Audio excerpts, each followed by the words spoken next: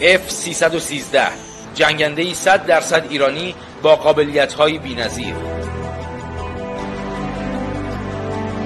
قاهر F-313 فناوری این جنگنده آنقدر نوین است که اسپوتنیک روسیه گزارشی برای آن نوشت و از آن به عنوان یکی از پیشرفته ترین جنگنده های نسل پنجم جهان نام برد.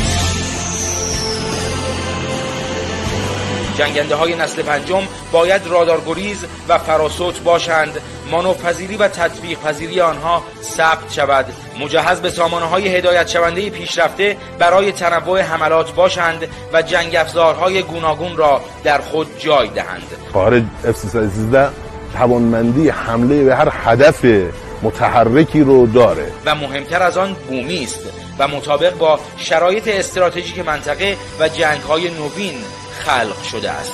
افتخار ما اینه که این هواپیما از نوک هواپیما که پیتوتیوپی این هواپیماست تا انتها که موتور این هواپیماست، بدنه، متریال، همه چیزش ایرانیه.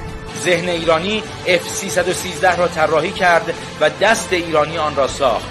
حتی موتورش ایرانی است. امروز روز آغاز آزمایش‌های زمینی این جنگنده نسل پنجم جهان است. آزمایش‌هایی که با تاکسی روی باند شروع می‌شوند.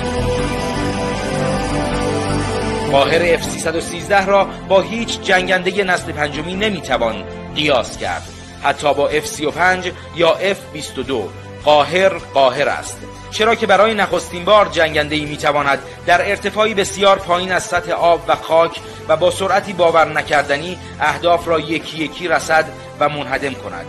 حالا اهداف هر چه باشد. هواپیمایی که میتونه در ارتفاع پایین به پرواز در بیاد، مهمات و سلاح خودش رو در داخل بدنه خودش نگه داره و سطح مقطع راداری پایینی داره. بر همین اساس قیافه و شیپ این هواپیما باعث میشه که امواج رادار رو به راحتی بتونه عبور بکنه. پیکربندی قاهر به صورتی است که آن را رادارگریز کرده، قابلیت نشست و برخاست در باندهای کوتاه را دارد و چون ایرانی است تعمیر و نگهداری آن ارزان، امکان تغییرات بر اساس نیازها آسان و تولید انبوه آن امکان پذیر است. قاهر F-313 طیف متنوعی از مأموریت‌ها را در وظایف خود دارد.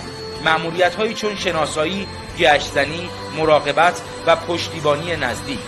آرزو می‌کنیم جنگنده کاملاً ایرانی ما هرچه زودتر عملیاتی شود و قوه قهریه قاهر F-313 را از نزدیک مشاهده کنیم.